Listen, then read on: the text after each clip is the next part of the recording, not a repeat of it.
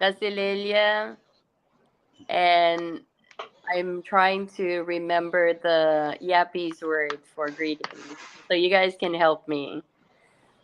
Kamakar or Mokutin. I'm not really sure. Mokiting, yes. Yeah. All right, Mokiting, Casilelia, Len Ikawo, and Rananim. We are doing this live session to just provide some information for all of you guys who are ready to cast your vote in July. Again, my name is Shanti Asher. We want to first thank Pacifica for hosting us for this talk story. I want to also, if you can help me, welcome Ricky Carl and Mason Albert. And soon will be joining us is attorney Solomon Simon from Pohnpei. Um, as you all are aware, we have the special election coming in July, and also including with the election are the referendum and FSM constitutional amendments. We are providing this info session so that this task force, who are comprised of delegates from Pohnpei, we're very grateful that they offer their willingness to provide information for all of us. And so we have them here, and on behalf of all the voters of FSM who are about to do a very important um, action in July, which is really going to shape the future of our nation. We wanted to welcome and thank them for joining us. So, without any further ado, I'm gonna maybe ask them to maybe provide a brief introduction about themselves and the efforts they have undertaken. And then, after their introductions, we can go into and dive into the amendments. So, Ricky, if we can start with you.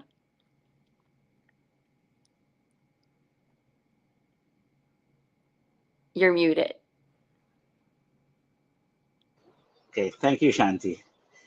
I also want to thank our host for being so gracious, allowing us to use this platform.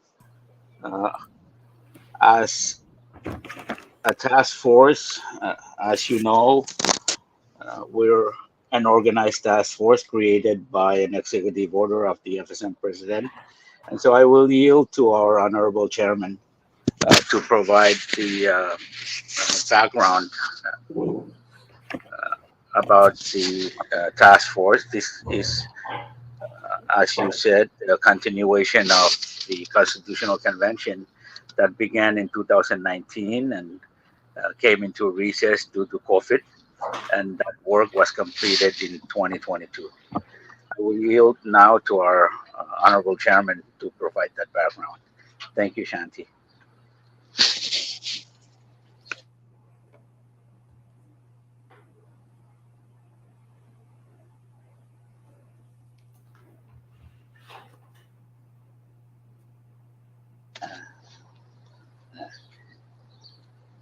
Chair, can you unmute? Turn on your mic, yes. My apologies. I'm not really used to this.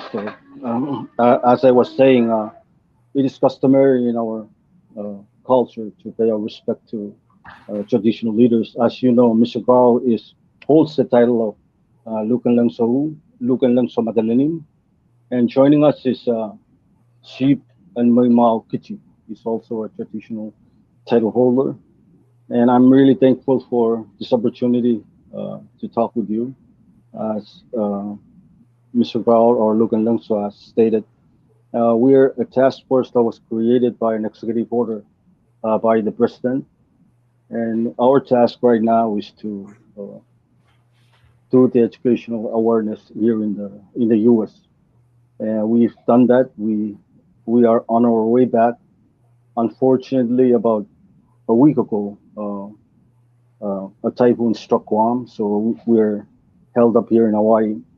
So while we're here, opportunities like this is very welcomed, and we'll be very grateful to uh, further our discussions and our awareness on your platform. And I want to thank you for giving us that opportunity. And I want to welcome Simon, who's in Pohnpei. Thank you for joining us.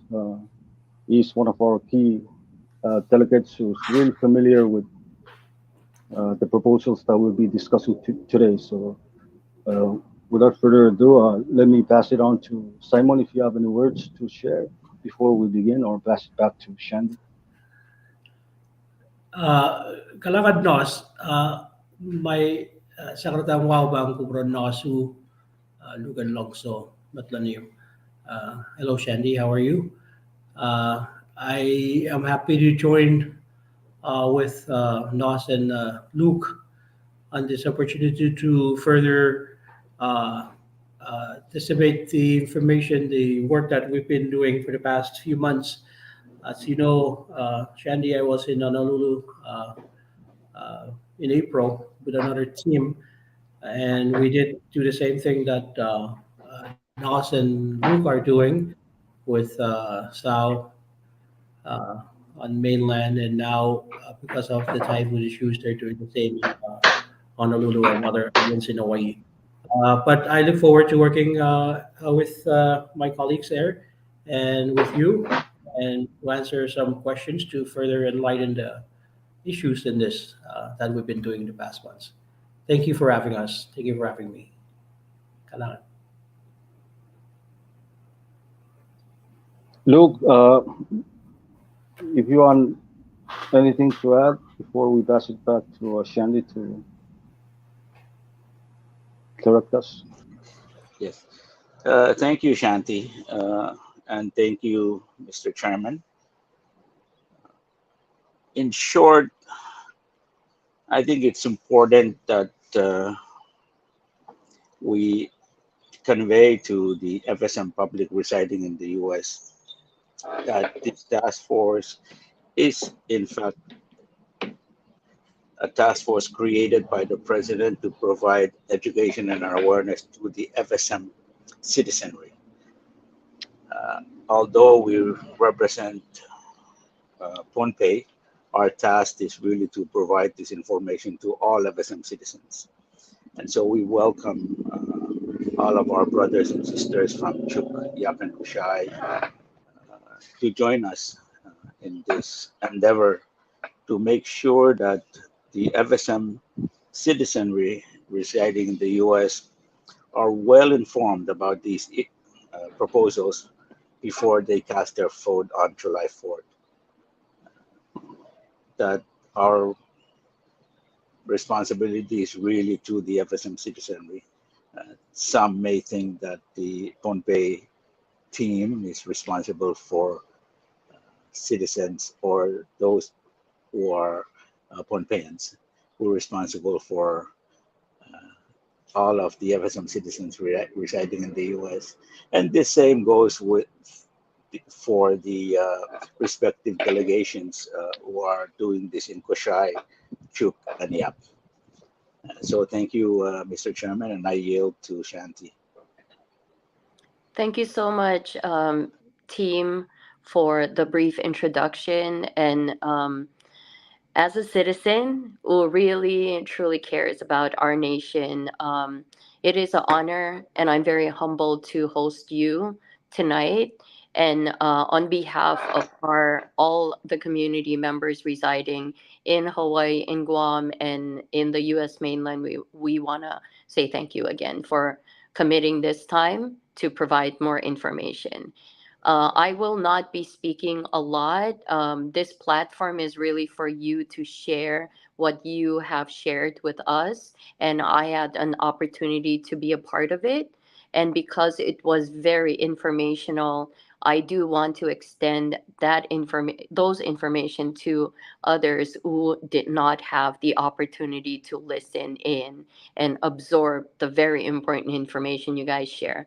So I will now ask the team if you can maybe go over the First Amendment.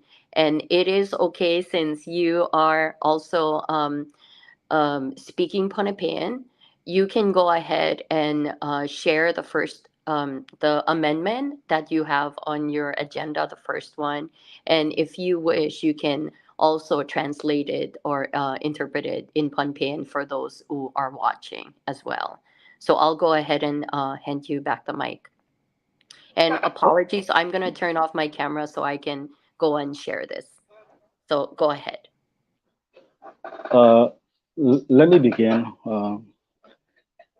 To add on to what Lucas stated earlier, our team came out about 3 weeks ago, a little over 3 weeks ago. Our main task was to go around the states, bring the awareness to citizens there. And I share the same sentiment that even though this is a Bombay team, the responsibility is for all FSM. It is unfortunate that teams from Chuk, Kushai, and Yap were not able to uh, travel out to the US, mainly because of funding issues. We were very fortunate, and I'm really thankful that our state government stepped up, our governor and our uh, legislature provided the funding needed for us to come out to the US. And in doing so, we were able to reach out to about uh, 13 states. We couldn't really travel to all the destinations that people have requested. We selected a few, maybe one destination or two from one state, and that's how we went about doing our awareness. We had contact persons on the ground, so it was easier for us to go out to those particular destinations that we selected. So our last stop was in Phoenix, and from Phoenix we came here on our way to Ponte. Unfortunately and sadly, to add that a typhoon in Guam altered our travel plans, so we're held up here for an additional 12 days. Uh, we took the opportunity to uh, also do awareness here. So I'm sure Shandy, you're part of the uh, outreach that we did to some of the community members here in Honolulu. I also took the opportunity to travel down to Kona and Hilo, and we've done great there. One of our team members, who's our staff, is currently there. He's doing some staff work, and he'll be joining us today. He'll be returning today. So I think overall, our mission is a success. Unfortunately, for other states, we're trying our best to make sure that we reach out to you and we try to go through people like you, Shandy, and others in the U.S. to extend this opportunity to meet us uh, when we are available. So now let's begin with. I'll give you a little background on the proposed amendments that we have. Uh, in our Constitutional Convention, there were 8 proposed amendments that were passed, and this was in 2022. As you know, we convened the convention in 2019, but it was delayed mainly because of the COVID. So we were able to reconvene in 2022 and wrap up the rest of the work. And from that work, we pushed out 8 proposed amendments. Altogether, there were 82 proposals that were submitted by all the 4 states. 6 proposals came from Bombay and 76 from the 3 other states. So in the end, we were able to uh, narrow down what we felt was priority and more important. And it came down to only 8 proposed amendments. So these proposed amendments were the ones that we took out and did our public awareness on. Let me also add that uh, in the election uh, on July 4th, you will be seeing 9 proposed amendments that you will be voting on. Aside from the 8 that I mentioned that was passed by the convention, Congress also passed one proposed amendment. As you know, there are 3 ways to amend our Constitution. First being through petition, uh, the second being through Constitutional Convention, and the third through legislation. And it's through the third avenue that we saw this new proposal came in. And we'll take the opportunity to preview a little bit on it at the end of this. But of the 8 proposed amendments, uh, the first one that we passed was on dual citizenship. I want to add that I was the chairman for the Committee on Civil Liberties and Tradition. So this particular proposal came through our committee or my committee, and it came out really quick because we came together, and that was one of the top priorities for our delegates or all the states. In fact, there were 8 proposals that were submitted by the team. So of the 8, we were able to narrow down and streamline some of the wordings and cut down some of the uh, intent that some of our delegates wanted to include in it, and we were able to uh, complete one amendment that I will be talking about in a few minutes. So let me pass it on to Solomon and Ricky if you want to add anything before we dive into those amendments.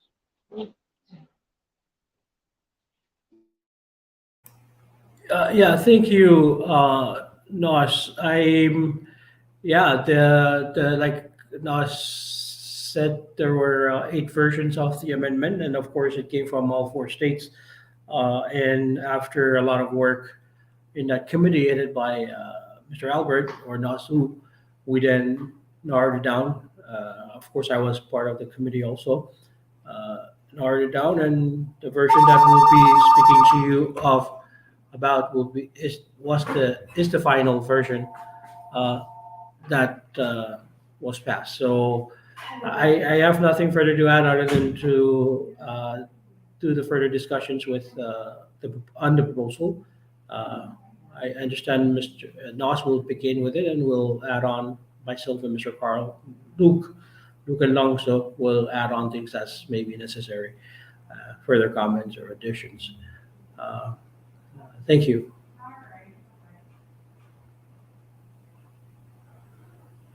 Okay, Luke, uh, do you want to add anything before we begin?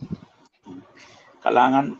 No, let's proceed with the first proposal. And I, I trust that uh, for the citizens living out here, there's great expectation with respect to dual citizenship. And if we can start with that proposal, I think they will welcome Kalangan. Thank you very much, gentlemen, and I will ask that you join me once I finish it. If you want to add on, please do so. The important thing is that we are able to deliver this to the people so they understand it uh, completely. So let me begin. Before I begin, let me give you a little background on our Constitution. So it'll put a context to when this proposed amendment came through. In 1975, at the time, our nation or our region was under the trust territory government. So there was this sense of independence among the states in the region. So they decided to convene a convention in 1975. So it took them about 4 years to work through this very important task to create a new country, a new constitution. So when they finally ratified the constitution, it was in 1979. So in this new constitution, under Article 3, it describes what a citizen is or who is a citizen of this new nation, Federated States of Micronesia. So this Federated States of Micronesia comprised of 4 states that decided to pull together and join as a nation. And these are Pohnpei, Chuk, Koshai, and Yak. So under Section 3, it describes what a citizen is. So under Article 3, I'm sorry. Under Section 1, uh, the first section, I'm not looking at the notes, but I'll just speak from memory as I've been doing this for quite a bit. So I'll try my best to make sure that I don't miss out on all the sections. We have 6 sections in the current Constitution under citizenship, Article 3. So the first section describes or identify who will be citizens or who are citizens after the trust territory. So basically, all citizens or all residents of the states of Pohnpei, Chuk, Yap, and Koshai were basically picked up and put into this new nation as the first citizens. So in section 1, it describes that anyone who is part of these four states in the trust territory are the citizens. So in section 2, it further describes uh, children of those who are citizens, and mainly anyone who has a parent uh, or two parents who are Micronesians or FSM, these new citizens, uh, are considered citizens. In section 3, that's the section that we're trying to amend. This one, it describes children who are born anywhere other than the Federated States of Micronesia, meaning on a different soil, a foreign country. So we like to use the US as an example because that's where the bulk of our citizens are. So in the third section, it states that children or a child born to a parent or two parents who are Micronesians are Micronesian. Basically, a child born in the US who has a mother or a father from FSM or who is a citizen or who are citizens carry that citizenship. So for you people here in the States, in Hawaii, in Guam, all your children that are born here are considered you FSM citizens. Because the US laws recognize citizens as those having born on US soil. That means anyone of our or your children that are born in US soil is classified as a dual citizenship right now, meaning they have FSM citizenship by virtue of their blood, and they also have US citizenship by virtue of where they're born. So, in essence, all our children, all your children are US and FSM citizens. They are dual citizens. In the same section, under section 3, it further uh, states that any child born on US soil or foreign soil must decide when that child reaches the age of 18, that child must pick a state between those two states that the child is a dual citizen of. That child must pick one, and this is a requirement by our FSM Constitution. So this is where the requirement came in and pretty much uh, makes it mandatory for children between 18 and 21 to pick a state, meaning by 21 years of age, there's a cap. Dual citizenship will not be allowed anymore.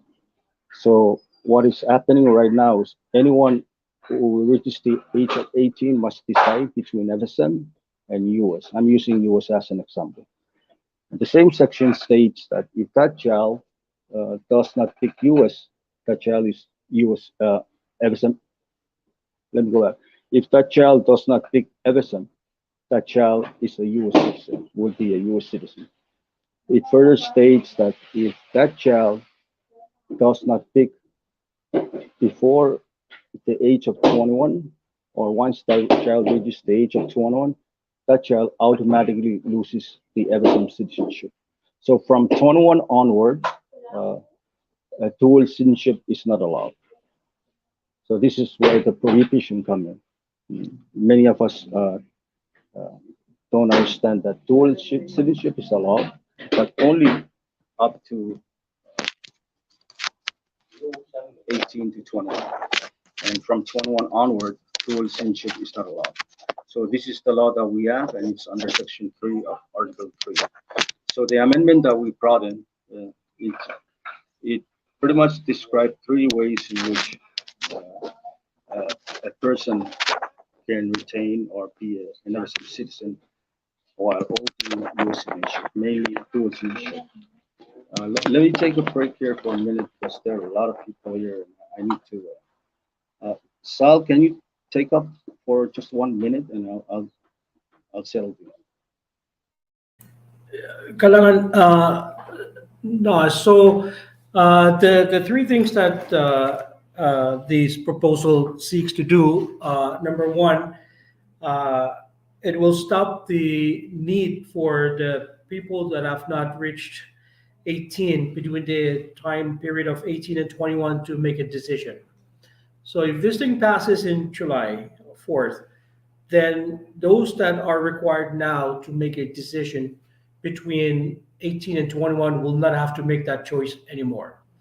The dual citizenship, as Nas stated, now under the current constitution allows dual citizenship from birth to their 21st birthday. After that, dual citizenship under our constitution says that it must end. One must decide either the United States if they're born over there in the United States, or FSM if one or two parents is from Pohnpei, Chuk, Koshai, or Yap. So they don't have to make that decision anymore if that happens. So so that's the first thing that will happen if this thing passes. That decision does not have to be made anymore. Now let's go ahead and continue. Nas.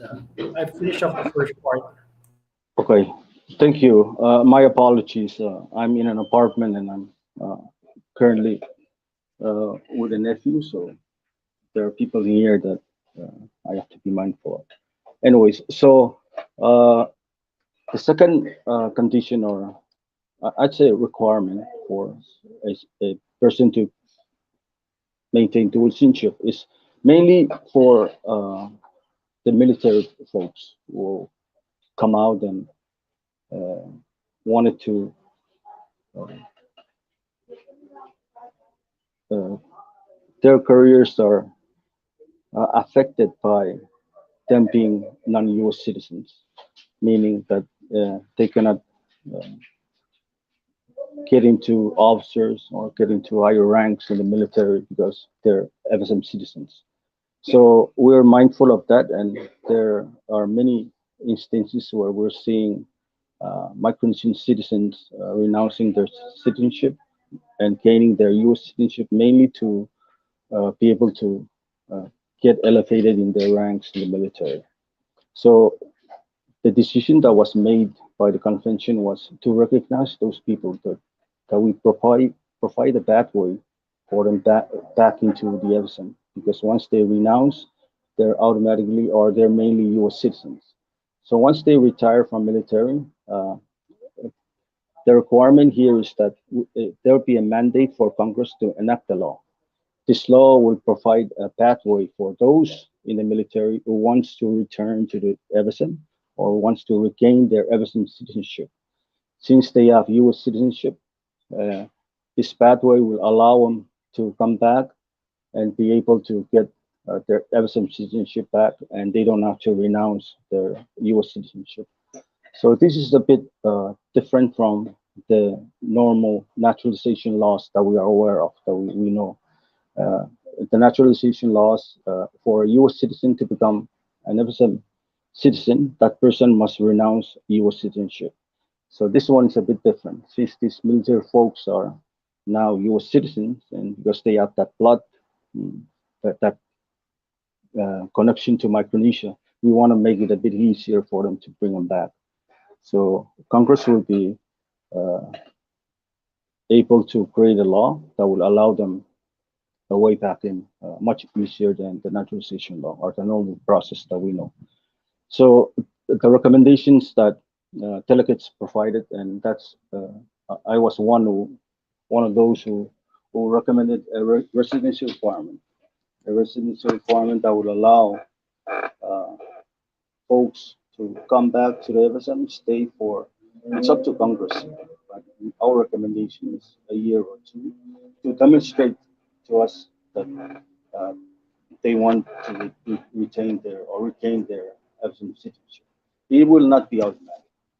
Anyone who has renounced their citizenship in the military who does not want to come back to regain their FSM citizenship this law will not affect them. It's mainly anyone who wants to come back, then they will go through the process that will be created by Congress.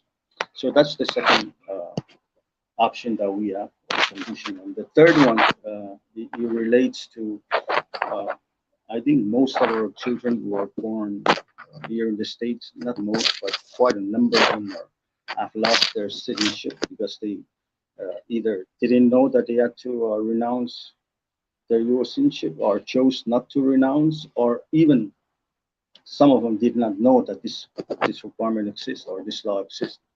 So when these children reach the age of 21, they automatically lost their citizenship. So I know that there's quite a number of children in this situation right now. And uh, in our new section under Section 5, it basically states that this law will operate retroactively, meaning that it will go back and bring all those children back and we give them back their FSM citizenship and they will maintain their US citizenship. So it will allow dual citizenship. So these are the three that we have under the proposed amendment. One is for all children who have not reached the age of 21. That requirement to decide will no longer be in effect. We'll just basically remove it. That's the first one. And the second one deals with those military folks who want to return to the FSM to regain their FSM citizenship. So they don't have to renounce their US citizenship, so they will be able to maintain dual citizenship. And the third is for all those children that have lost their citizenship because they have reached the age of 21 and did not renounce. So if you vote yes, you'll be voting for all three. You cannot separate the three. You agree to one, you pretty much have to vote for all three. So that's the proposal on dual citizenship that I can add right now. And I know that I may have missed some points, so I would welcome Luke to also jump in if you want to assist. Thank you, Nos. Uh, I think you've uh, addressed the three important categories of our citizens who are affected by this proposal. I think it's important to understand that this proposal will have far-reaching consequences. This will be a very consequential election for our citizens who are now who have lost their citizenship, either because they've renounced due to the need to be elevated in ranks in the military. Those who are not aware that by the time they reach 21 years of age, they've lost their citizenship, and those who are under the age of 18 who will need to make that decision soon. The reason why this election is very important is because this group of people cannot vote. So those of us who will be voting on their behalf. And I think the impact of our vote come July 4th will have far-reaching consequences to these citizens who unknowingly lost their citizenship. Uh, with respect to uh, the categories of citizens who are affected, I think Nas and Steve have addressed clearly and in depth those citizens. Kalang. Uh, Let me also add something to it because this is for me this is a personal issue because it affects our children, and I know that it affects a lot of you who are out here in the state. I like to share my story so you can see the kind of situation you'll get into because I've walked the shoes, I've worn the shoes that I'm talking about when my wife and I were in the U.S. I was in the military for about 3 years. So in 1993 or 1995, we had our child born in Oregon, the first child. And at the age of, or at 6 months, we took her home because we were young. We were trying to get through college. But since we took her back, she has not come back to the U.S. Right now, she's 27 years old. And we didn't know, even I didn't know that when she turned 21, she automatically lost her FSM citizenship, meaning she couldn't get my land, she cannot vote, and she cannot uh, run for any office. And the latter part is not really important, but the important part for me is land ownership. You know, as the eldest child in our custom, they normally get uh, land ownership. They normally get the choice to make the decision on behalf of their siblings because they're the oldest. So this law prevents her from uh, making any decisions on land because she will not be able to own land, or she is currently a U.S. citizen. So it affected me personally because I wanted everything to be fair for our children. I have four children who to me, should share the same right. Unfortunately, for this law, it has divided us. It has put us in a situation where, as a parent, as a father, uh, I feel really sad that our forefathers put in this section to, in a sense, divide children and parents. Because if you really think about it, your children not being able to inherit your land means that they're not your children. They're not your uh, descendants or any right that you feel they should inherit. They lose it because of the law that was created in 1979. And I like to think that uh, in 1979, when the framers put together this constitution, they didn't at the time anticipate that one day many of us will be here in the States.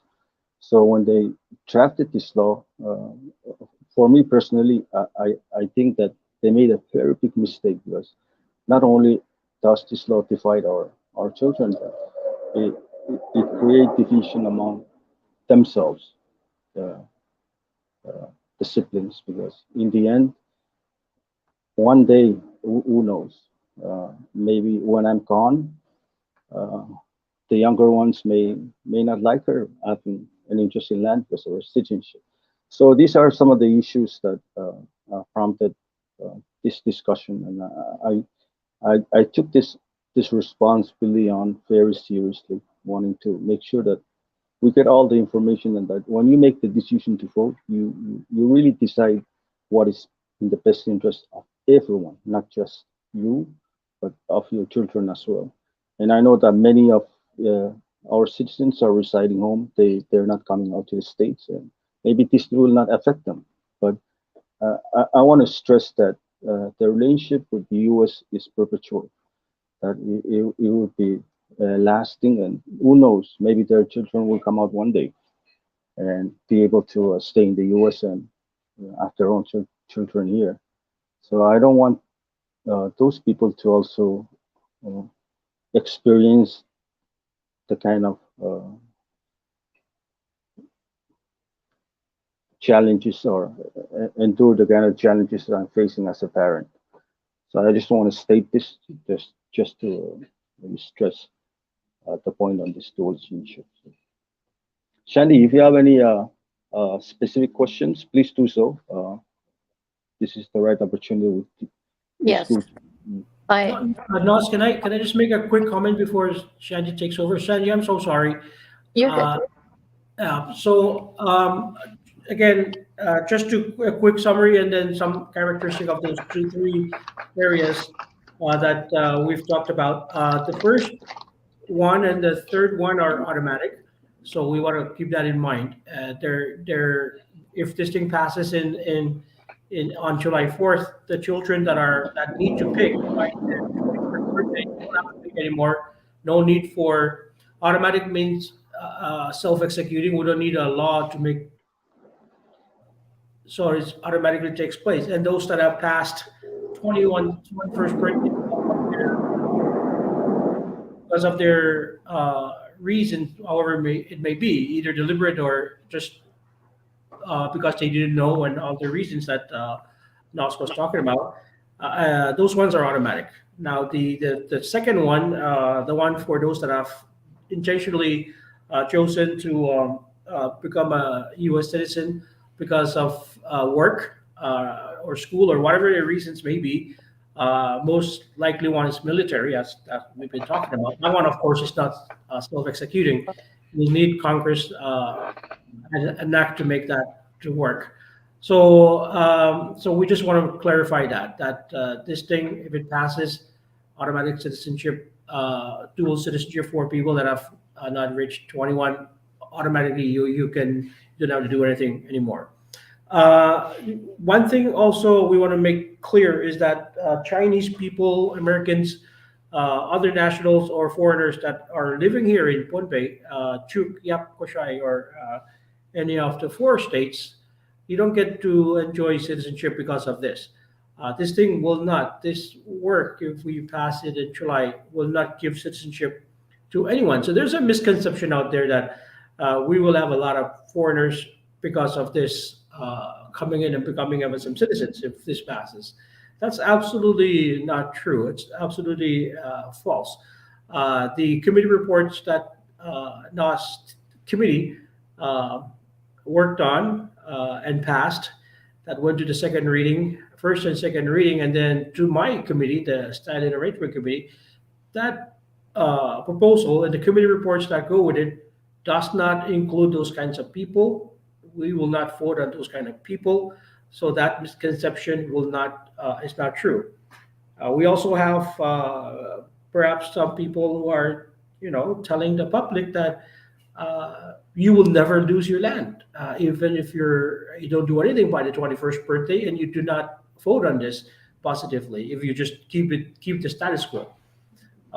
What we're hearing is people telling others, "No, you will forever be a FSM citizen, even if we don't do anything, even if we don't change the proposed proposal or adopt the proposed amendment." Again, that's absolutely not true. The status quo, Article 3, Section 3, currently says that if you don't make a decision by the 21st birthday, you're an American if you're born in Guam or mainland or Hawaii to parents, one or two parents from the FSM. So that's not true. If you hear or watch any YouTube or any person stating that this will not do any changes, and they use buzzwords like the committee report says this or that, it's absolutely not true. And I can attest that. And you don't have to listen to me if you don't want to, listen to us. We have a website that posts official government committee reports on these proposals, all eight of them. So that support the fact that no foreigners will ever become uh, FSM citizens if none of their parents is FSM citizen. If they're born, even if they're born here in Pohnpei. Again, so like a Chinese national married to an American, if they have a child in Pohnpei, that child will never be a FSM citizen or a Filipino and an American. Of course, if they're married to a Pohnpeyan, of course that's different, or a Chukis, yeah, Peace Koshrayan, because of that aforementioned one parent requirement in the Article 3, Section 3, or Article 3, Section 2.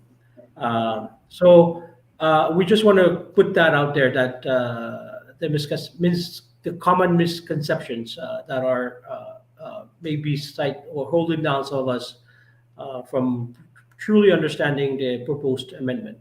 So yeah, I'm just adding on to Nas and Luke on this discussed three prongs of the amendment, and like I said, two are automatic, one is not, and it will need Congress to do something about it. Thank you.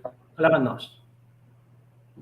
And Uh, again, thank you so much for the really useful information for our viewers. everyone who will be watching this later. Just so you know, there are people tuning in. I've shared it with Home-Based Citizen and other platforms on Facebook. So we do have people who are following right now. We will post questions when there are questions. But I wanted to, I know we are staying on this topic for a while now, but I think this is a topic that will, of course, all amendments that are up for voting in July are important, but this one has been coming back to our citizens for the third time or fourth, I believe. And so, one more follow up, and then we can move on to the next one. And I just get clearance that we can continue on beyond 1 hour. So, the question is the second one you're alluding to that will need um, to be passed is for the. Can you talk about that one, Solomon? Let me begin. So, if this proposal passes, it will require Congress to enact a law that will pretty much specify how a person in that regard, as a person in the military who has renounced Okay. uh, his or her citizenship, would be able to come back. And I was mentioning that some of the recommendations that we put in was a residency requirement to be tied to it. So, meaning Congress can enact the law and put in a residency requirement that if this person wants to retain or regain his FSM citizenship, that person must return to the FSM. And again, this is not automatic. Anyone Mm. who has renounced will not automatically come back in. They will have to go through the process where Congress will have to enact the law. So there are two prongs. One is for Congress to enact that law, and in that law is a condition that they must return and reestablish their residency in Mm. order to get their citizenship back. Yes, you're correct. And again, this will be in the hands of Congress. So if they Mm, want to add other conditions, we yes. cannot control that. But the recommendation from our committee is that to include, make sure that there's a residency requirement Mm, okay. included. In it. All right. Thank you so much. I think maybe we can move on to the second one, and then we'll continue looking at our Facebook to see if there are questions. But please go ahead and continue. Thank you. I'll pass it on to Luke, who has been the key focal point for this particular proposal. And Sal, please be ready to also assist when needed. Thank. Thank you, Mr. Chairman Nas, and again, I reiterate my gratitude to Shanti and your team for making this possible. The second proposal is with regards to revenue sharing, specifically revenues derived from fishing fees. Currently, this is revenue that is solely decided, or its use is decided by Congress. Since the beginning of our government, there was really no anticipation that the amount of revenue that will be collected from fishing fees will reach the amount that it has reached today. Today, according to financial advisors that advise the convention, the current revenue stream coming from fishing fees and expected revenues in the future is between 70 to 80 million dollars. And so the convention felt that uh, this important revenue source needs to be shared with the states. As you know, in our constitution, the only mandate that requires sharing of revenue is revenues derived from tax. Fee is not specifically mentioned. And so the convention felt that this stream of revenue needs to be shared with the state in a manner that will divide this revenue 50-50. The convention also went forward and provided a distribution formula. Given the disparity in not only our revenue is shared currently, but the disparity in population.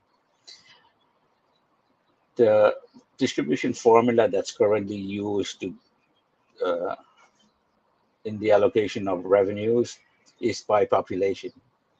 And there's a great disparity in the population in Chuk and Pohnpei versus Yap and Kushai. Chuk and Pohnpei represents over 80% of the FSM population. And so the distribution formula for this proposal will require that the fishing fees is shared where 50% will remain with the national government and 50% will be divided to the states based on population and based on an equal distribution. So 70% of that will be based on population and 30% will be distributed equally. The convention felt that by having 70% of this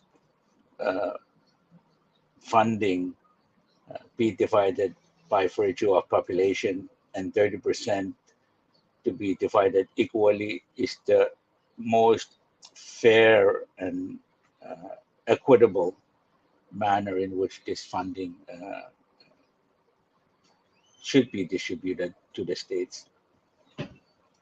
We continue to see trends in fishing revenues, not only in FSM, but for the region. Constant increase in revenues. And so the convention felt that this stream of revenue is most appropriate to be divided among the states. Considering the important work that the national government provides to the FSM people, while other revenue sources exist, the convention felt that this is the most appropriate revenue source that should be distributed, given that fisheries is, of course, the main economic driver of our economy in the FSM. I will end here and invite our Honorable Chairman and Mr. Simon to also add. Thank you.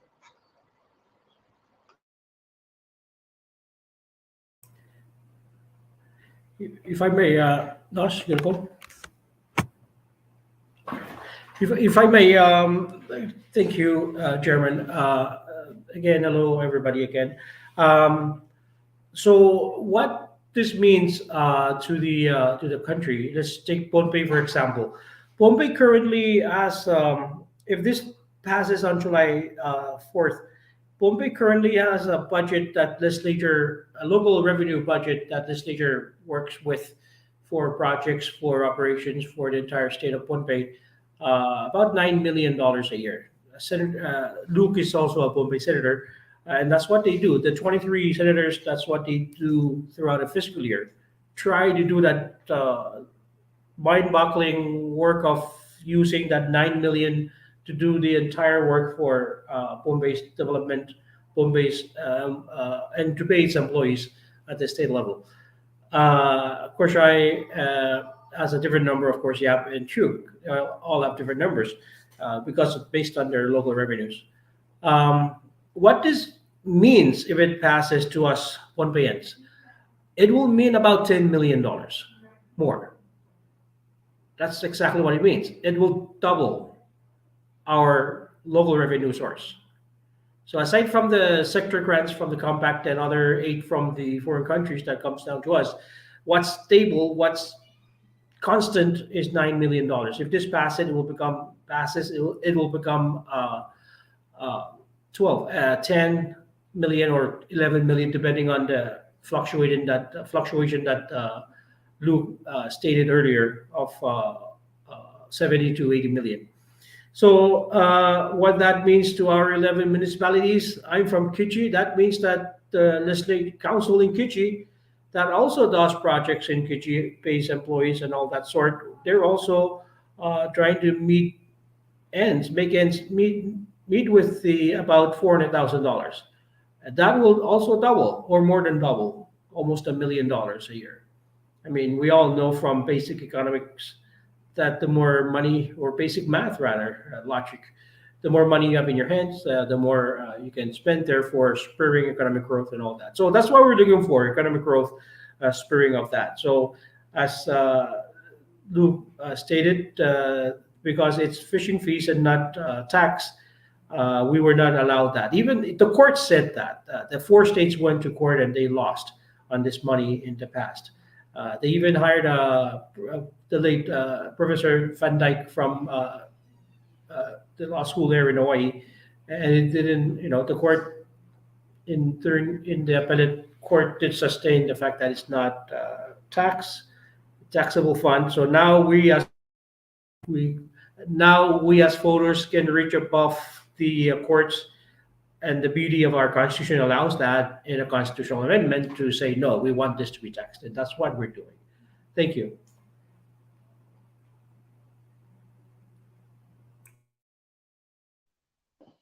Let me also add that uh, during the public hearings that were held in the convention, we did invite people from finance, Department of Finance at the FSM national government, to come in and give us their views on this proposed amendment. The last thing we want to do is take funding that would affect the operations of the national government. And their testimony were based on several proposals that we were submitted by the delegates. Some proposals are proposed 80-20, meaning 80 to the states, 20 to the national government. That formula was based on a 5 entity governments where we have 4 states and 1 national government. And there were other proposals that proposed 60-40.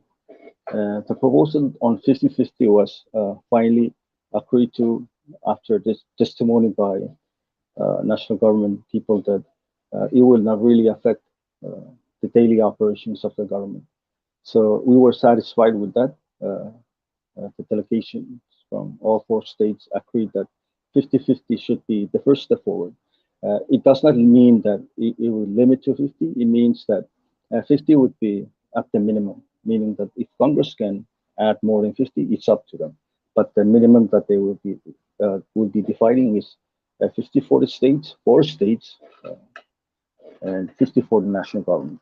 So again, stressing that point that Luke mentioned, that 50 that will be shared with the state governments will be divided based on a formula that we devised 70-30. 70 meaning 70 will be based on population, meaning Chuk as the highest population, then Pohnpei, Yap, and Koshai.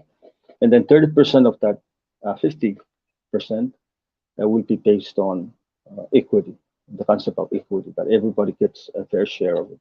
And this is supported by the bigger states. It mainly benefits the smaller states. And for Pohnpei, I can speak for Pohnpei that when this proposal came up, we discussed it amongst ourselves and we agreed that the smaller state really need help. And as a nation made of brothers from 4 states, we should every now and then reach out to the other brothers to make sure that everybody is in good hands. So this is a way, or this is a gesture of the friendship, the family that we have from our behalf, from the Pohnpei team, that we wanted the formula to be devised this way, so it would be beneficial to all the states.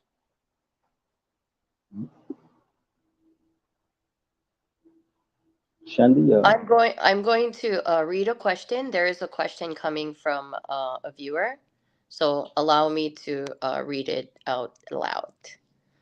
One moment.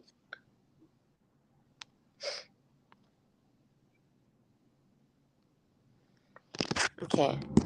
It says, hoping that the proposal for revenue share passes from fisheries fees, has there been talks to allocate money towards increasing fair pay towards public service workers like our school teachers and public hospital nurses who have gotten their higher education degrees?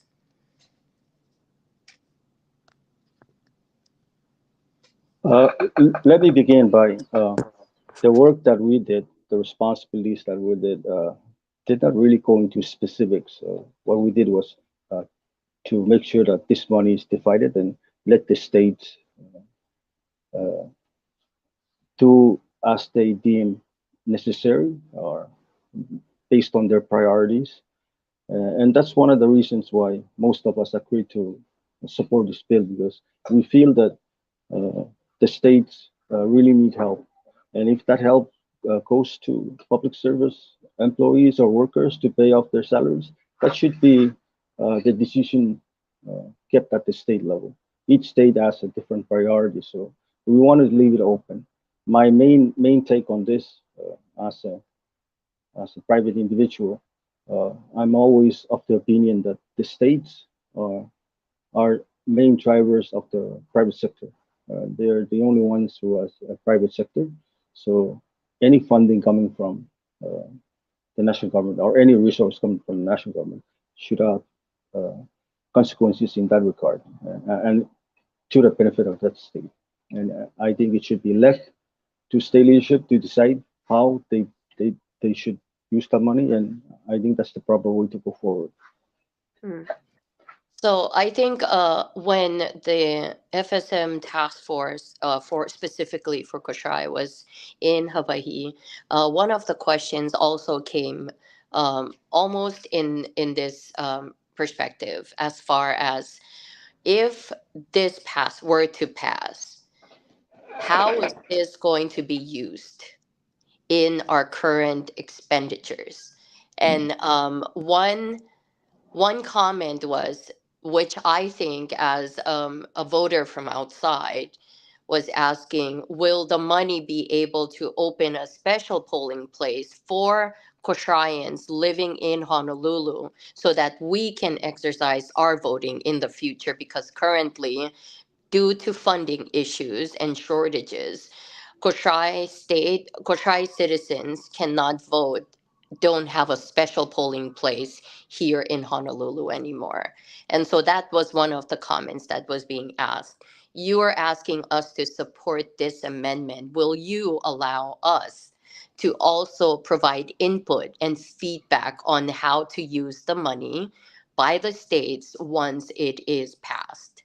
And I think that is a valid question. And this question came from Uni. Lawrence, thank you so much for watching. And for all of you guys who are watching, please send comments, because this is really a dialogue to help our delegates, because they will go back and they're going to address these questions in when they go home. And similarly, Koshrians in Honolulu also ask those questions.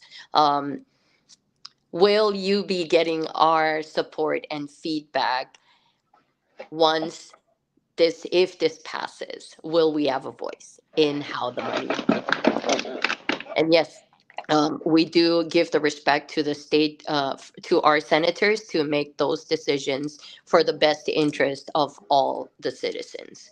So thank you for the question and thank you for the answer. I will allow if there's additional comments. Luke, if I can I you want to go first? Uh, you go ahead, Sal. I'll Okay. make an intervention All afterwards. right. Thank you. First of all, Ms. Lawrence, the question posed, uh, the you picked two areas that are actually funded not by local revenue, but they're funded by actually the two only areas of, besides private sector development and capacity building in those areas that are small compared to health and education. But you pick two areas that are funded by the GEMGO, or rather Compact, not GEMGO, but Compact. That's the correct place. So the two areas are funded by that funding source.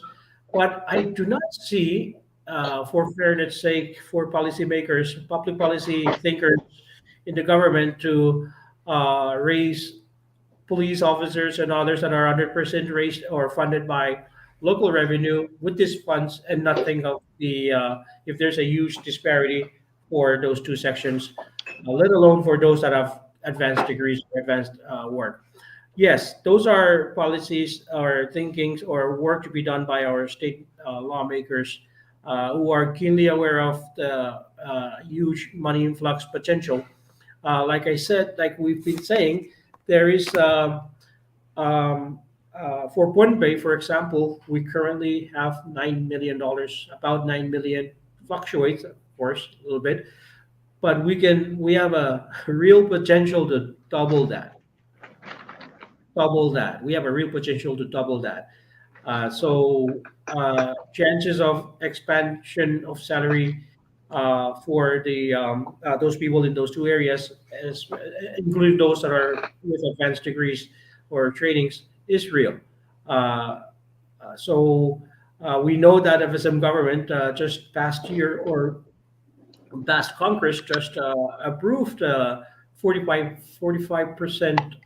raise for FSM government employees. They have the means. That's why they did that. So I'm hoping that extra 10 million will be means for, say, Ponpay to also raise the salaries of FSM employees, including supplementing, if necessary, those funded by the compact, like the one you mentioned. That's my addition to that. I'm sorry. Go ahead. Thank you, guys. Kalangan Sal, and thank you, Ms. Lawrence, for a very important question that you posed. With respect to our teachers and healthcare workers, including doctors and nurses, and most of the people who are working in our public health system, as mentioned by Sal, they're funded under the compact. Now, ours is a very complicated budgetary process because of compact and lack of funding. There's current debate regarding why the people who are funded under the compact shall be subject to the pay schedule that's covered by uh, our public service system regulations, which set salary for the different classes of employees. Uh, and I'm hopeful that with the newly signed compact, we will realize increased funding in those two sectors.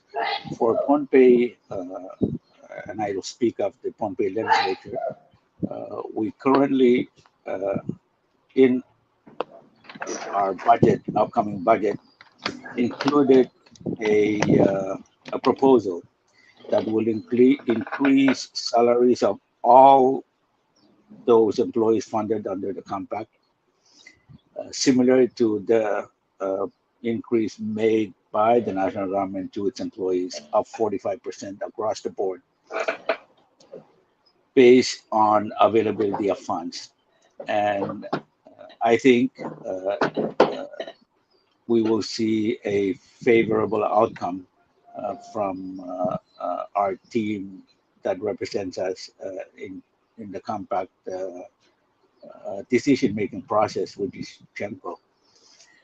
With respect to those employees that are funded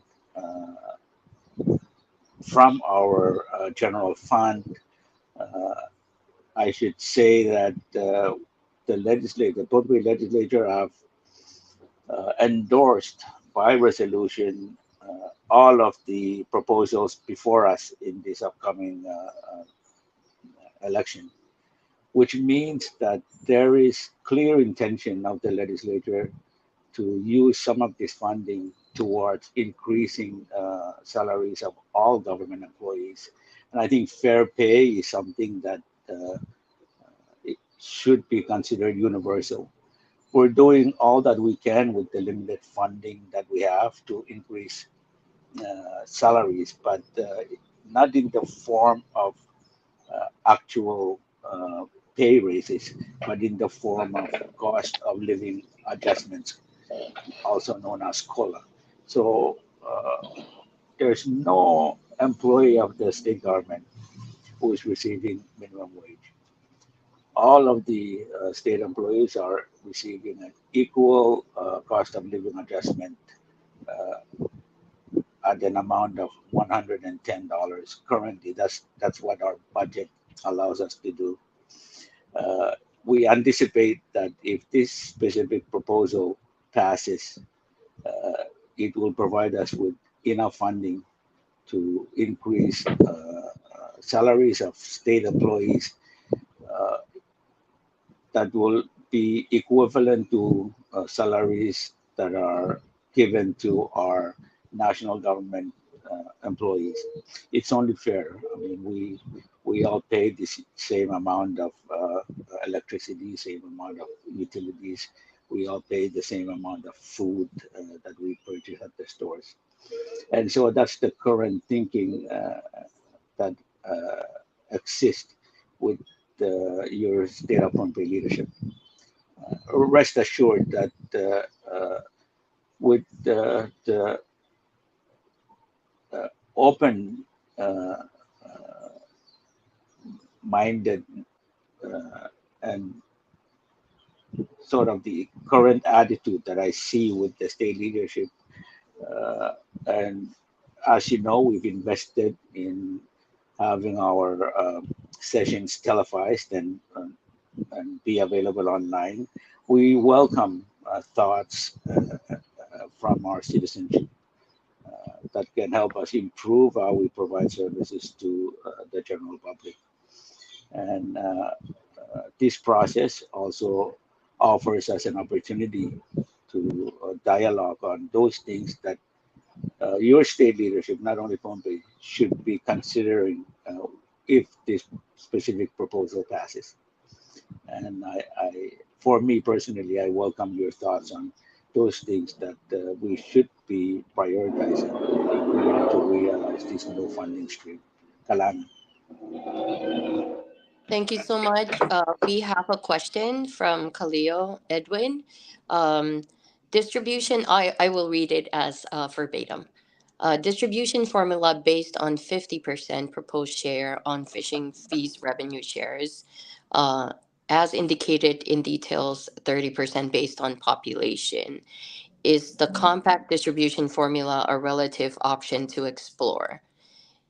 And I think maybe if you, whoever is going to respond, if you can maybe clarify on the distribution, because I think there is a missing 70%, which is the one that based on population. So if you can clarify and then maybe answer the question, which is really targeted towards whether there is consideration to use this formula for compact distribution. Let me take a first. Uh, try to answer that first. Yes, I'm reading what's posted online, and I think we're missing that 70%, which is based on population. So yes, we're using that 70% as distribution formula based on population, and again, the 30% is based on equality, meaning 4 states having equal share. Let me see the other part. Whether a compact Uh, formula that a relative option. Yes, I think that if I'm not mistaken, that 70% is based on the compact formula that we use, based on population. Am I correct, uh, Duke? Uh, yes. So all distribution of public funds that currently exist in our national government is based on population. Mm. The tax that's redistributed to the states is based on population. compact is based on population. The current formula approved by the convention on this specific revenue source is to improve the, the distribution, to also consider the disparity in population and the need of specific states. So 70% of that will be based on population, and 30% will be distributed equally. So our smaller states, Yap and Koshai, will be receiving equal 30% share as Chuken and Pohnpei. Otherwise, 70% will be based on population, where, of course, Chuk and Pohnpei will be receiving the bulk of that funding. And the 30% equal distribution will, in a way, help improve the funding received by our two smaller states, Yap and Koshai. I hope that helps. All right, thank you so much. We will continue to monitor, but we can now move on to our next amendment. And just a reminder, we have about 15 to 20 more minutes, or maybe 30. Hopefully, Nainoa is okay with it. So the next amendment. Yeah. Now, I will invite our honorable chairman to do our general run through of the proposals. He has done that in the past. And I think the proposals that mostly concerns the audience before us is really on the dual citizenship and the revenue share, because those two really impacts them and their children. And I will respectfully invite our honorable chairman to do a run through of the remaining proposals. Kalang. Kalangalu, Sandy, do you have a list of the lineup, the proposals that we have? Yes, one moment. Let me pull it up. Yeah, please.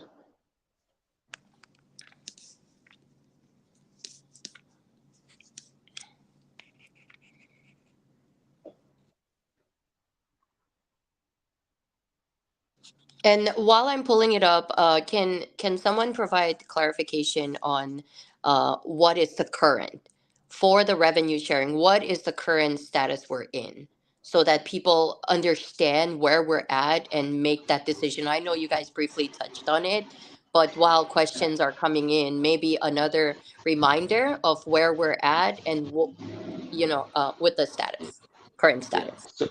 So with respect to current status, 100% of this funding is decided by Congress. And of course, it funds congressional projects that, from time to time, benefit the states. The current proposal will have no less than 50% be shared with the states, so the states can use the funding to address their priorities,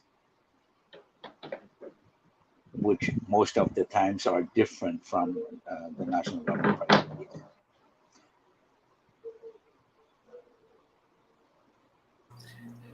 Yeah, Shandy, again, correct what Mr. Carl said. It is current proposal is 50-50. The status quo is 100% to zero. However, Congress is making discretionary, that's the key phrase, discretionary disbursements to key places as they wish in each of the four states. So the five senators from Pohnpei decide exactly where, through law, they want to place their personal thoughts on development in Pohnpei, which is normally limited to projects, but not state areas that they want development on, like stated by Luke. So that's it. Just want to add to that. Thank you. Yeah. So in respect of time, I will do a run through of the remaining proposals and yield to our honorable chairman to provide context. The Sure. third proposal is on presidential veto override. This is something that addresses the balance of power uh, or check and balance uh, between and among the Congress and the president. Currently, when laws are passed, it goes through two readings. First reading, and then the rules require that no less than 24 hours, they will go through a second reading.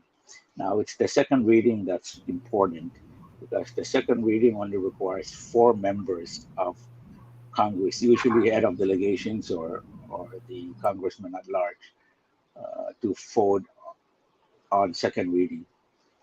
And that requires 75% or 3 of those members to pass in order for a bill to pass the legislative process and sent to the president. If the president vetoes that bill or that law, it comes back to only the 4 members who passed the bill on second reading. The proposal before us is to create a process where all of the senators, all of our members of Congress will have to uh, participate in the override process. The first process will go through the 2-year members of Congress, and that will require at least 7 of the 10 members. If that passes, then it goes through the at-large members, the 4 members, and that will require no less than 3 members in order to have an override. The convention felt that this will improve check and balance among the two branches. So at least 10 members of Congress will have to vote to override presidential veto. The fourth proposal is with regards to distribution of seabed or subsoil revenues. This is really looking towards the future. If in the future FSM will venture into seabed mining. While this proposal doesn't address seabed mining itself, it only addresses the need to distribute those future potential revenues. I think this really represents the foresight of the convention so that we don't have to go through what we're going through now with fishing fees, where the distribution of fishing fees was not contemplated in the beginning and was not enshrined in the Constitution. And now we want to change the Constitution so as to require Congress to share that revenue. For this specific proposal, if the national government will venture into a seabed mining, that we will have in the Constitution today a mechanism that will require sharing of that potential revenue. The fifth proposal is also a very significant one the for the states and our citizens, even those citizens who are residing in the U.S. It concerns exclusive jurisdiction for land matters. So this really is talking to the FSM Supreme Court and its ability to hear cases concerning land. While the FSM Constitution sets in place jurisdiction of the National Court on cases that it can hear, where cases involve land, the state courts have original concurrent jurisdiction. Convention find that land issues are of critical threat today, now that lands in Pohnpei and the other states are being auctioned off through court orders.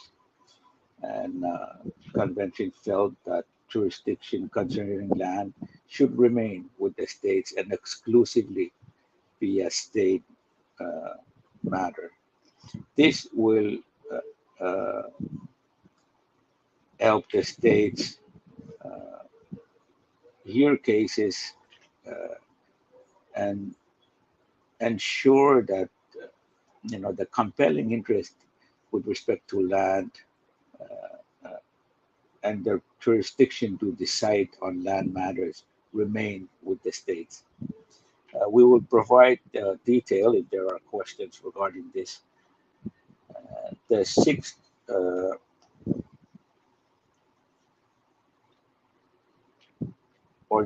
the sixth proposal is with respect to eligibility criteria to run for Congress. Basically, to run for Congress, you have to be at least 30 years of age during the election. You have to be a citizen for no less than 15 years or residing in the FSM for no less than 15 years. No conviction of a felony, and ability to speak English is not a criteria, a qualification criteria. The additional criteria that's being proposed is in order to be eligible to run for Congress, those of us living abroad must return to FSM for no less than 5 years in order for us to run. I think this is something that is important because it will really require that our citizens who are residing in the FSM and those who are currently residing in outside of the FSM will decide who can properly represent them in Congress. The seventh proposal is with regards to creation of an independent Office of Independent Prosecutor. There are some countries in the Pacific that have done this, and we've seen results of surveys where those countries in the Pacific who have this office are not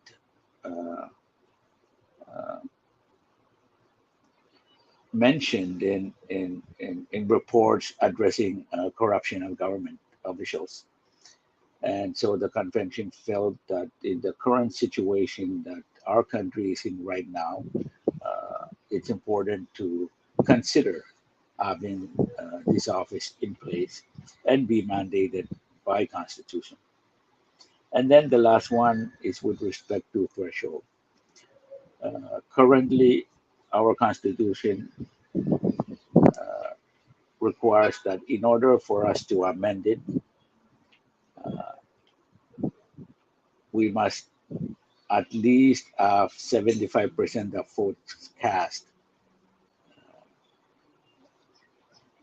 in order for an amendment to pass.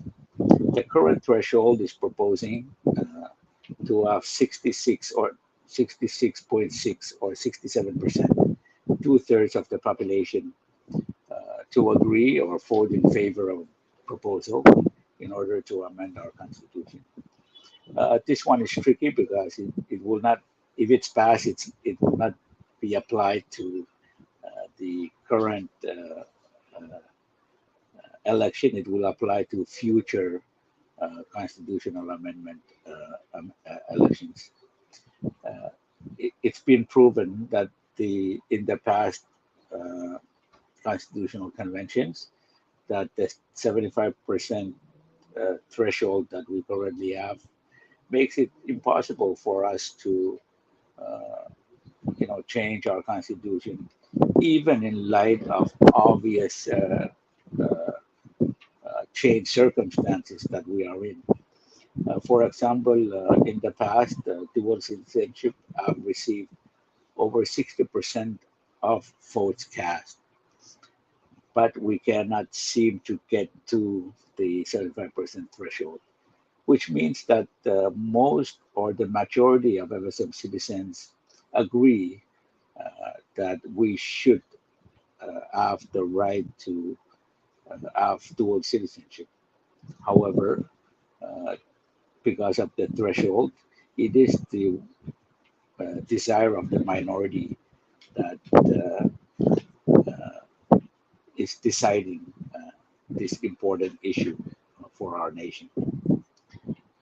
In short, these are the 8 proposals before you, and we continue to welcome through whatever platform all questions that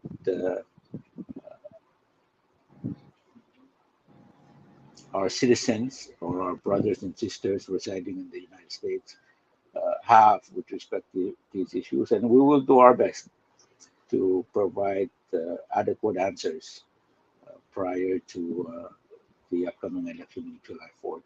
I should also note that to request uh, voter ID as the date has been expired. We passed the June 4th deadline, but you can still request to have your names be sent to uh, the polling places in Honolulu and in Guam, and that deadline will be has been moved to June 24th. To do this, you can simply go online to the National Election Office website, and the instructions are pretty simple. There's all of the forms are available, and you can fill up the form and send your request by email. And they've been very good in confirming receipt and addressing these request forms. Kalangan, Mr. Chairman, and again, I reiterate our collective gratitude to Shanti and your team for making this consultation possible. Kalangan. All right. Thank you so much. Um, Look, there is question. Is that okay? So I can answer. I'll read it, and whoever can answer, you're welcome to do so. I'll read it out from you, Uni Lawrence. Currently, the revenue share is based off of tax revenue. That means every year there is money going to the states. If that's the case, why is that we don't see much development on public roads, power plants, and buildings happening during the past decade in each state? If I'm not mistaken, doesn't it seem like money isn't the issue here? After every fiscal year, are there money unused?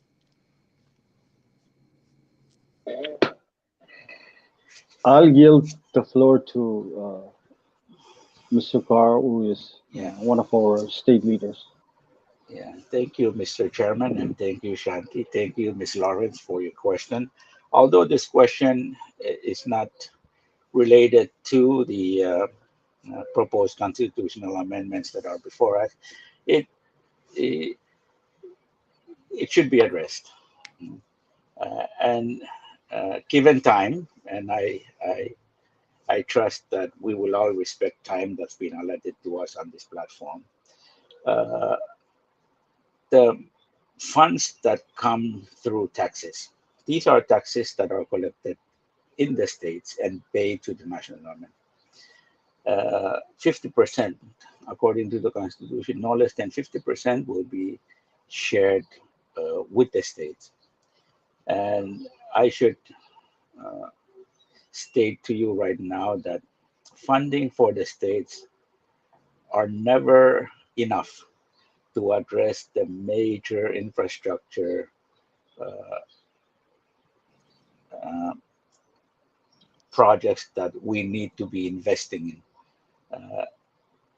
If I am to share actual amounts, while I'm not privy to that information right now, when I get home, I can send it to you. So I will need your email address. With respect to roads, this year your legislature appropriated, and this has never been done in the past, $1.2 million to improve our roads. Power plants, this is something we share with the national government, and there's current work taking place through investment from Pohnpei State government, the national government, in collaboration with our development partners to improve our power generation infrastructure. And this includes, you know, dilapidated diesel generators and also investments in solar and other alternative energy sources. And I understand the concern that you have, but I think to be fair, to be quite fair to you, I should uh, I I should accept that right now, given the place that we are in, being stranded here in Honolulu, I cannot provide you with actual data. But if I have your contact information, I'll do that as soon as we return home. During COVID, we requested Pohnpei's share of the a trust fund that was created in our name, in the name of Pohnpei State or the people of Pohnpei. We were denied that amount. Instead, that money was given to another national institution. And so these are challenges that we face. And I think, yes, there may be enough money, but I think money, while money is an issue, uh, the concern that we have is being able to work together, to serve the one public that put us in office.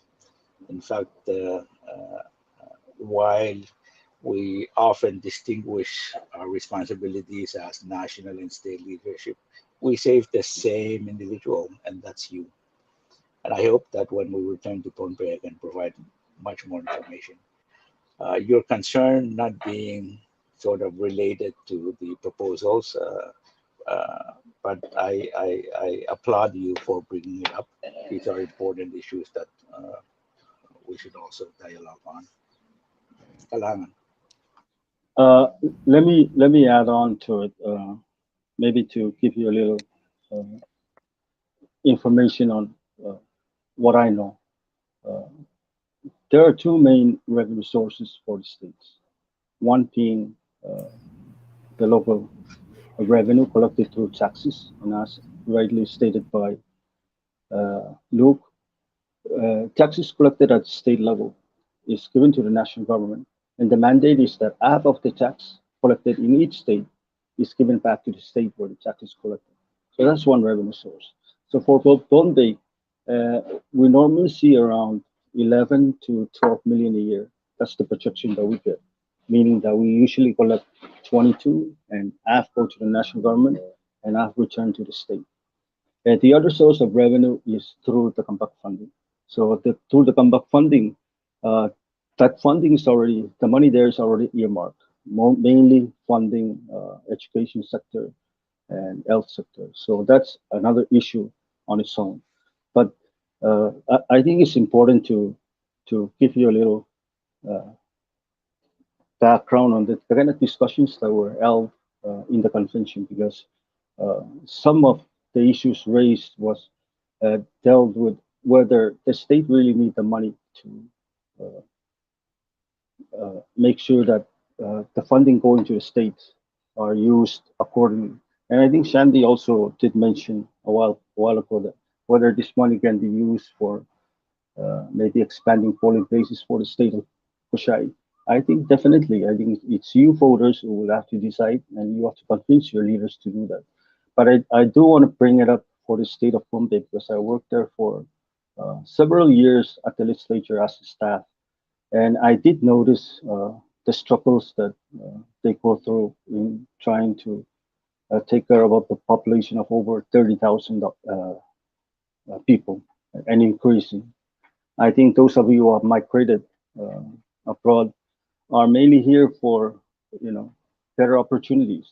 And these are the opportunities that I see in the states that are lacking, mainly because there are no resources. There are no resources to help the private sector develop. And without the private sector developing, uh, as you know, our economy has remained stagnant.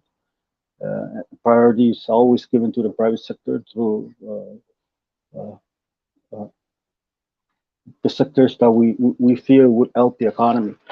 And without resources to help the states in coming up with plans on priorities at the state level, I think will remain the same. That's my personal view. Of course, the national government has a mandate where they're also using the money to help develop the states, mainly through public infrastructure such as roads, bridges, and all that. But the key ingredient for uh, development or developing our economy, as mentioned in the third economic summit. I sat in that stab and I remember vividly these very important people who came and try to encourage the state governments to go into private sector development. And plans were developed, but unfortunately, they cannot be implemented because of resources. And again, I understand that some may have concerns that some of the funding may be used for salary increases and all that. And I think it should be an issue that should be left with the state governments. For me personally, since I can remember, our minimum wage it's $1.75, and this is over 20 years ago. We've kept this, and we haven't changed anything. And now, uh, as delegates, and when we came in, and we know that the states really need help, this is our way of trying to address that bigger problem. So some people may think that uh, there may be no plans already, but I think for the state of Mumbai, they have two plans, and there are priorities.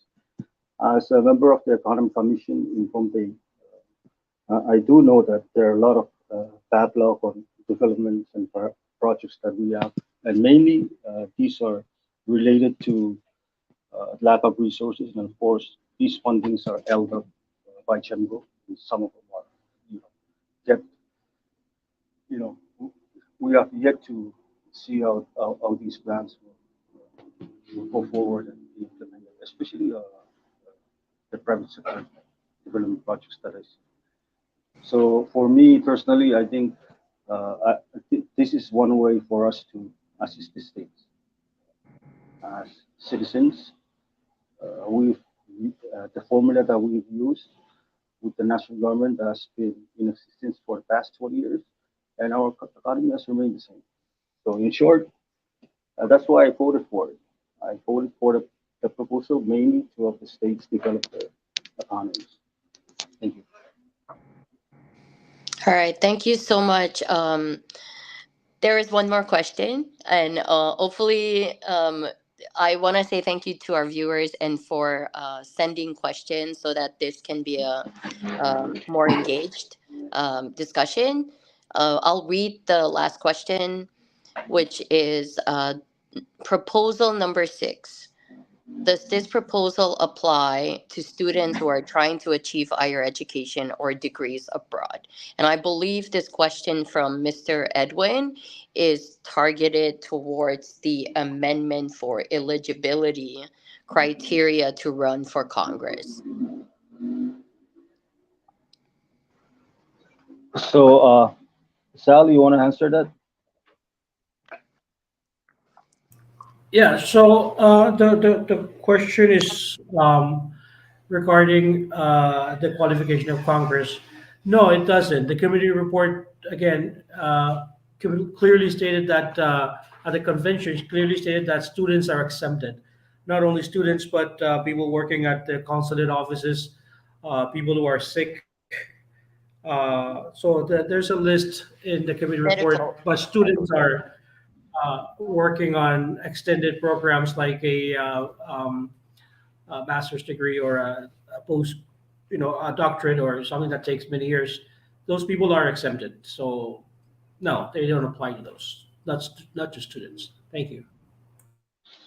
And additionally, people that are referred mainly for medical reasons abroad, they're exempted as well.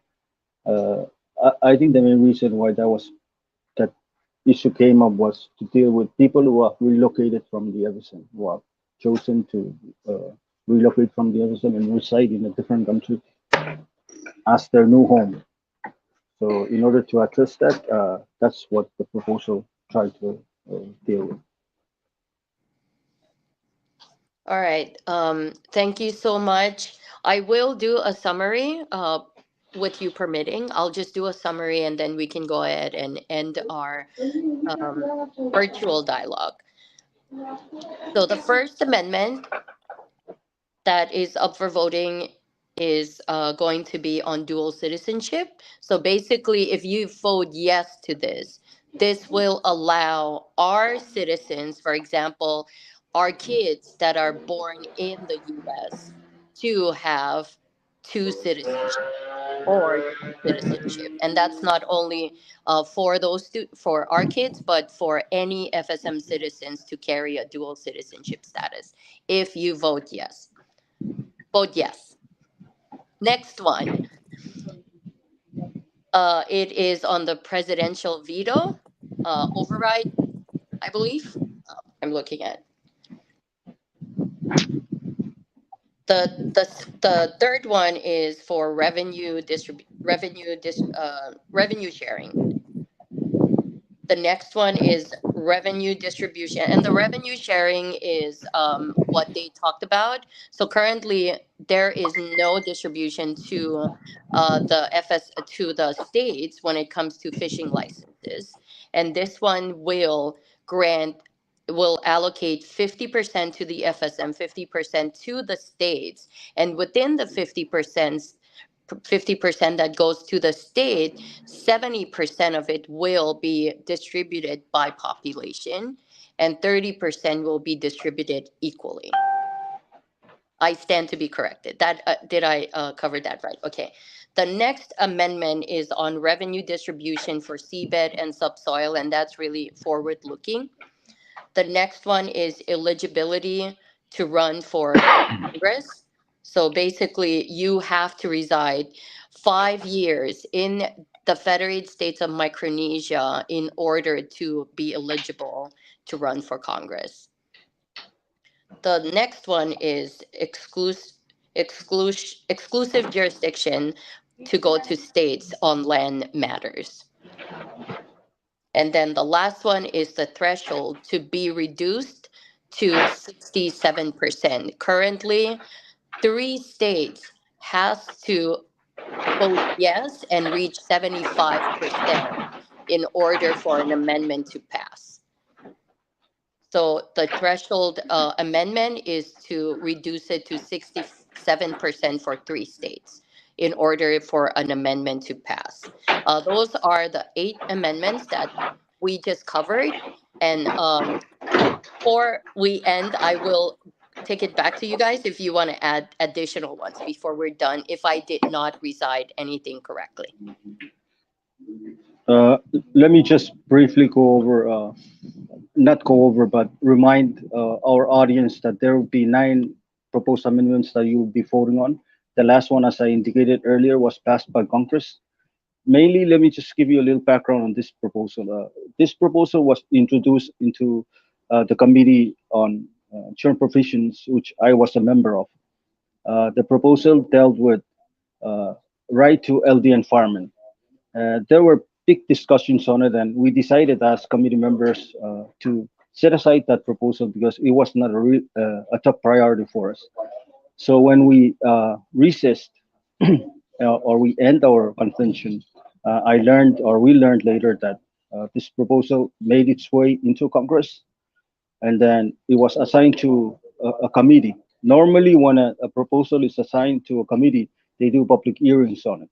So that way, any audience, any member of or citizen can look at the committee reports and find out what the intentions were or what the debates were on that any particular proposal. So when this proposal was assigned to the committee, Congress reconvened, and uh, in their assembly, I believe one member put in a motion to withdraw from the committee.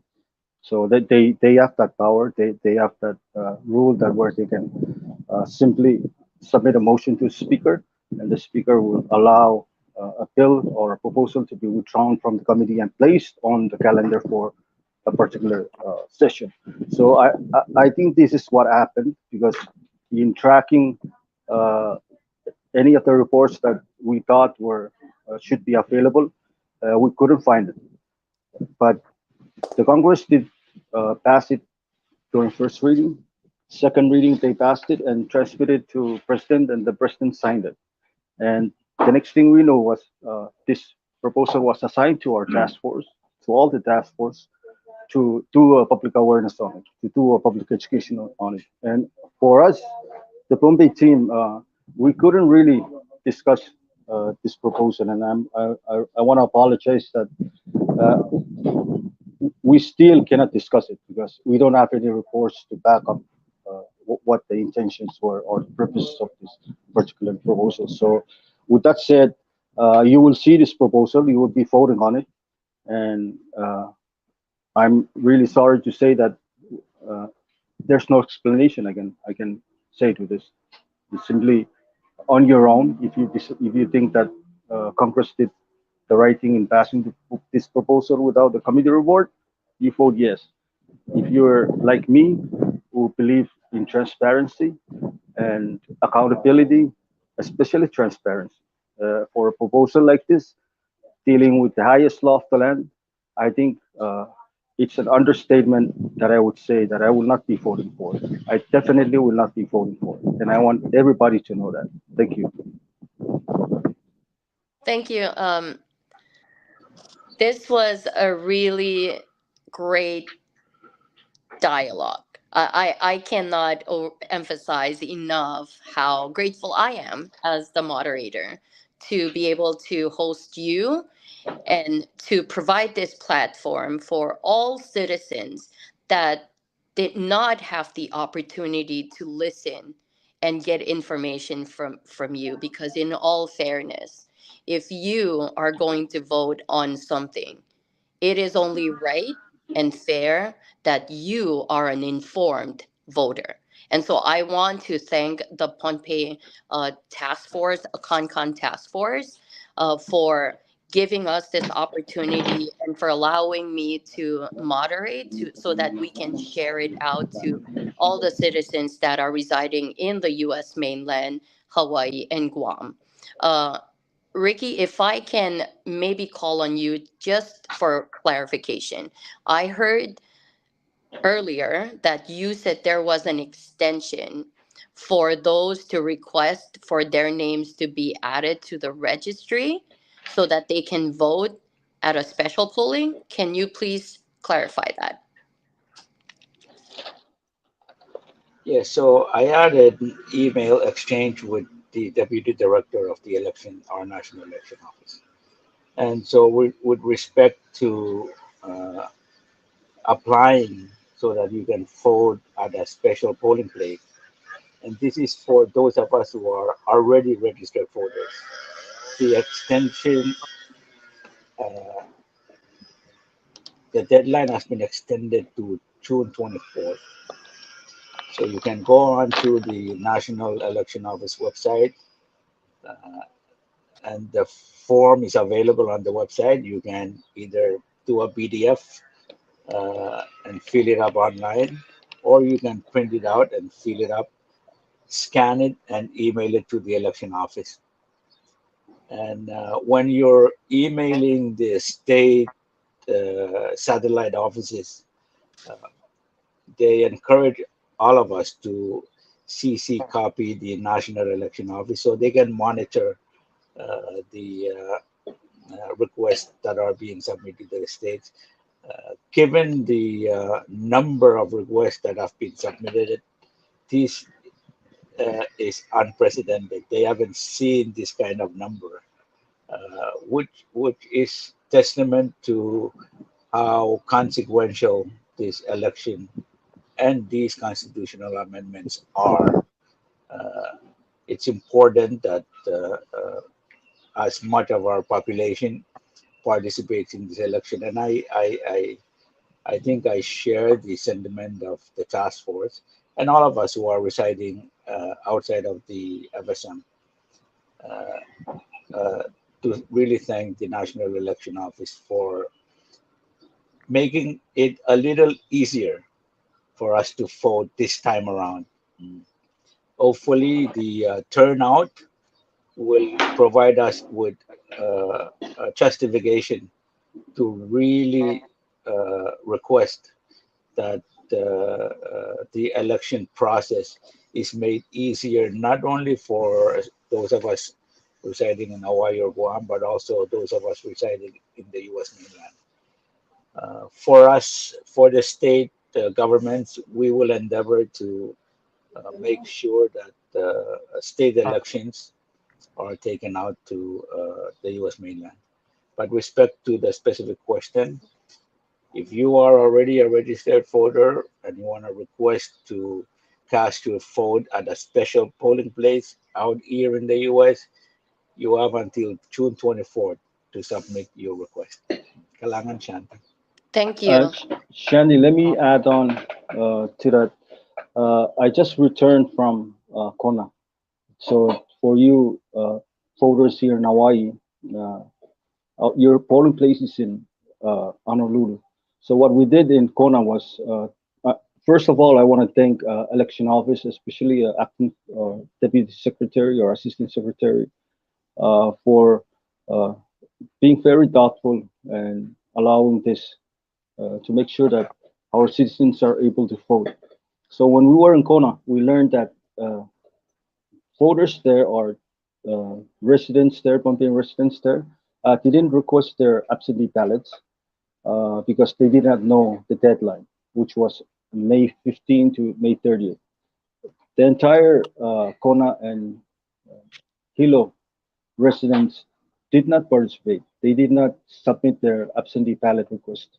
So what we did was through the election office, we were able to coordinate with them, and we did fill out applications for voter IDs. So these voter IDs, as directed by the election office, will be picked up at the consulate office where they would be voting. So any voters from Kona that have submitted their voter ID request through us, uh, they're, they will be flying up to Honolulu on July 4th, and they will take part and they will pick up their IDs when they're here for voting. So I just want to make that clear.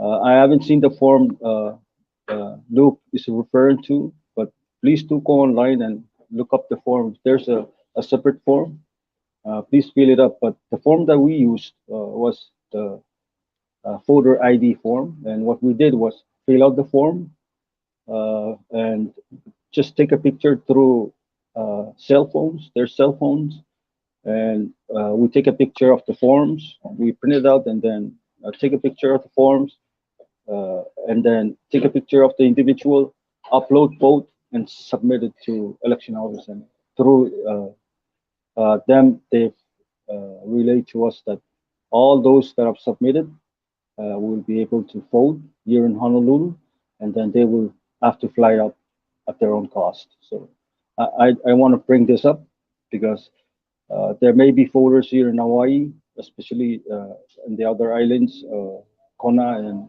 or Big Island and Maui, who did not get the opportunity to submit their absentee ballots. This opportunity exists. So just go Yeah. online, download that form, and fill it up, send it in. All right. Thank you so much. So, last clarification. Um, Ricky, this is the look, this is the for the absentee ballot form, but specifically for special polling. So again, I kind of talked about this in one of my live session. Unfortunately, when I went live, it was still within the within the deadline for voters ID. So we were able to get over 50 voters ID applications in on time. However, this this live is not for voters ID. This is an extension. It is a gracious extension. Thank you, FSM Elections Office, for allowing citizens to have a grace period to apply and request for absentee ballot for special polling. This one, if you recall, expired last week, I believe, or the week before. But because FSM Election Commission allows for an extension, you can request for it. And again, absentee ballot form and choose A, but under the special polling. Um, Okay. I believe it is A under special polling, not absentee ballot by mail. There is a big difference. You're not requesting for that. You're requesting for absentee ballot, but special polling. So, and you can also request to do it permanently so that you can always be voting here. I do want to. I know that we still want to talk, but for to be courteous and be big gratitude to you, Nainoa, for being with us for 2 hours and allowing us to share very important information, and also Pacifica for hosting this platform, which is a national platform that we partner with to get information out. I welcome other task force or delegates from the other states if you wish to also share information regarding the amendments before the voting, but in different languages, and again to this task force as well. We always welcome to share information. This is why virtual outreach is a benefit to all of us, and we should seize every opportunity to use it to get information out. So, with that said, I want to, on behalf of our viewers and every citizens residing in FSM and abroad, thank you very much, Pohnpei FSM Concon Task Force, for giving us this opportunity, for sharing and for clarifying and for providing really, really useful information for us to be able to be informed voters on July 4th. But for those of you residing in Honolulu or Hawaii, the special election is July 3rd. That is July 4th for FSM and Guam. So if you live in Hawaii, plan to fly here on July 3rd or July 2nd so you can cast your ballot here in person. All right. With that said, if we have any more questions, I hope that you continue to allow us to send requests through via email to you guys, so we can continue to provide information to our citizens that are following us on this live. All right. Kailangan. Thank you. Thank All you for right. having Thank us. you so much, and you guys have Thank a you. safe Thank you. flight going back. Yes, yes. All right. Thank Thank you, you so and much. thank you, Yes. Solomon. Thank you for joining us. All Thank right. you. Bye. Bye. Bye.